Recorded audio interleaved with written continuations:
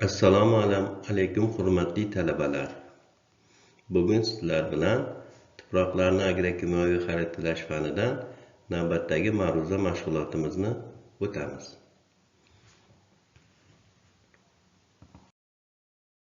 Ma'ruzaning rejasi. Birinchi, o'g'itlardan foydalanish rejasini tuzish. Ikkinchi, azotli o'g'itlardan foydalanish rejasi. Uchinchi, fosforli o'g'itlardan foydalanish rejasi. To'rtinchi, kaliyli o'g'itlardan foydalanish rejasi. Beshinchi, organik o'g'itlardan foydalanish rejasi. Va nihoyat oxirgi savol, oziq moddalar me'yorini tuz holatiga o'tkazish koeffitsientlari. Dehqonchilikda ishlatiladigan asosiy o'g'itlar jumlasiga azotli, fosforli, kaliyli va organik o'g'itlar kiradi. Hozir sizlar bilan mana shu tartibda har bir o'g'it bo'yicha o'g'itlashni me'yorini hisoblash jarayoni bilan tanishib chiqamiz. Dastlab azotli o'g'itlardan boshlaymiz. Birinchi navbatda azotli o'g'itlardan foydalanish rejasini tuzish uchun ma'lum bir rejalashtirilgan hosil olish uchun azotli o'g'itni biologik me'yorini hisoblab topiladi. Hozir paxtachilikda azotli o'g'itlarni biologik me'yorini topish usuli bilan tanishib chiqamiz. Buning uchun quyidagi formuladan foydalaniladi. Bu formulada katta B rejalashtirilgan paxtadan olinadigan hosildorlik, kichkina b tuproq unumdorligi va yerni o'zini ilgari foydalanilgan o'g'itlar hisobiga olinadigan hosildorlik. Rejalashtirilgan hosil me'yoriga qarab turib, kichkina b ni ko'rsatkichlari quyidagicha o'zgarib turadi. 1 sentner paxtadan hosil olish uchun azot sarfi 40 o'zani azotli o'g'itlardan azotni o'zlashtirish koeffitsiyenti 100 konstanta. Shu yo'l bilan azotli o'g'itning biologik me'yori hisoblab chiqiladi. Hisoblangan biologik norma kelgusida tuproq tiplari bo'yicha differensiallanadi. Ma'lumki, paxtachilik zonasida turli tuproq tiplari uchraydi. Masalan, tipik bo'z tuproqlarda g'o'zadan 30 sentner hosil olish uchun o'g'it me'yorini qo'llashda biologik me'yorni 1 koeffitsiyentga ko'paytiriladi. Osh tusli bo'z tuproqlarda 1:1. Taqirli, o'tloq taqirli, sho'ri yuvilgan va kuchsiz sho'rlangan yerlar uchun azotli o'g'it me'yorini korrektirovka qilishda 1:2 koeffitsiyent qo'llaniladi.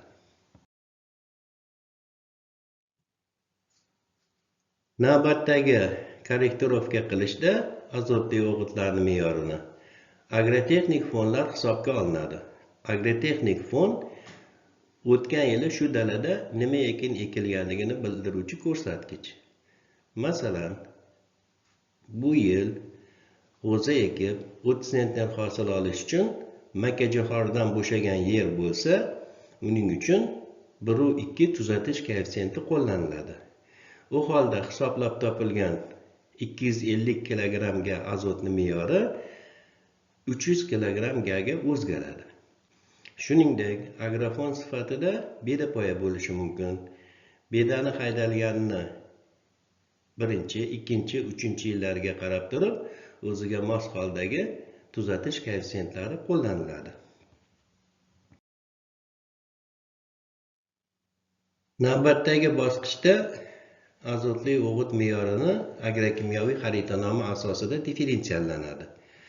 Agrokimyoviy xaritanomaga ko'ra tuproqlar azot bilan ta'minlanganlik darajasiga ko'ra juda pastdan juda yuqori darajagacha uchrashi mumkin. Shunga mos ravishda azotli o'g'itni me'yorini differensiallash uchun mos koeffitsiyentlar 1:25 dan 0:25 gacha bo'lgan koeffitsiyentlar tavsiya etilgan.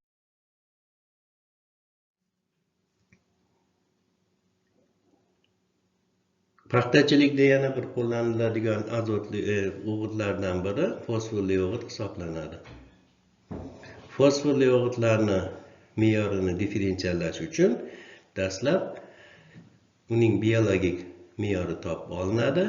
Topilgan biologik me'yorni harakatchan fosfor miqdori bo'yicha tuzilgan xaritanoma asosida differensiallanadi. Masalan, paxtachilikda 30 sentner hosil olish uchun fosforli o'g'it me'yorini differensiallash bilan tanishib chiqamiz. Barcha tuproqlar ta'minlanganlik darajasiga ko'ra harakatchan fosfor bilan 5 xil bo'lishi mumkin. Juda past darajadan juda yuqori darajagacha. Qachonki fosforni tuproqdagi miqdori 15 mg kilogramdan 60 mg kilogram orasida o'zgarib tursa, bu guruhlar uchun 1 dan 5 gacha bo'lgan tuzatish koeffitsientlari tavsiya etiladi. Masalan, fosfor bilan juda past ta'minlangan tuproqlar uchun biologik normani korrektirovka qilish uchun 5 koeffitsient tavsiya etilgan. 30 sentner hosil olishda fosforni biologik me'yori 45 kilogramga bo'lganda, uni 5 tuzatish koeffitsiyentiga ko'paytirsak, 225 kilogram har gektarga fosforli o'g'it tavsiya qilinadi. Demak, harakatchan fosfor bilan juda past ta'minlangan tuproqlarda o'zidan 30 sentner hosil olish uchun har gektar yerga 225 kilogram fosforli o'g'it tavsiya qilinadi.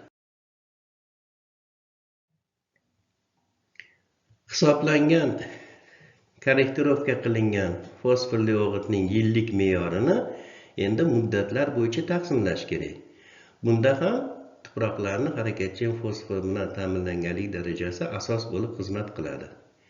Agar tuproqlar harakatchan fosfor bilan juda past darajada ta'minlangan bo'lsa, fosforli o'g'itning yillik me'yorini 3 ta muddatga bo'lib beriladi: haydash paytida, ekish bilan va gullash davrida.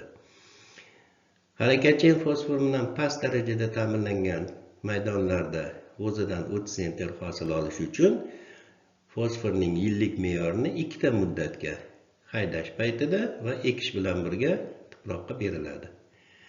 Fosfor bilan o'rtacha va yuqori ta'minlangan tuproqlarda esa yillik me'yorning hammasini haydash paytida tuproqqa solish tavsiya. Shu asosda xo'jaliklar uchun fosforli o'g'itni foydalanish rejasi quyidagi jadval asosida tuzib chiqiladi. Ya'ni har bir brigada, har bir uni konturlari, har bir paykallari uchun tuproqlarni ta'minlanganlik darajasidan kelib chiqib, uning yillik me'yori belgilanadi va yillik me'yor xaritanoma asosida muddatlarga. Yana bir paxtachilikda asosiy o'g'itlardan biri kaliyli o'g'it hisoblanadi. Kaliyli o'g'itlardan foydalanish rejasini tuzish uchun birinchi navbatda kaliyni biologik me'yori topib olinadi va uni quyidagi tuzatish koeffitsientlari asosida korrektirovka qilinadi. Ya'ni tuproqlar harakatchan kaliy bilan ta'minlanganlik darajasiga ko'ra 1.25 dan 0.25 gacha bo'lgan koeffitsiyentlar yordamida kaliyli o'g'itni va shu asosda xo'jaliklar uchun kaliyli o'g'itlardan foydalanish rejasi ishlab chiqiladi. Bunda birinchi navbatda xo'jalikdagi maydonlar, ularning konturi hisobga olinadi va rejalashtirilgan hosildorlik asos bo'lib xizmat qiladi. Hisoblangan kaliyning biologik me'yorini tuproqdagi harakatchan kaliy miqdoriga ko'ra tavsiya etilgan korrektirovka koeffitsiyentlari asosida differensiallangan yillik me'yori ishlab chiqiladi.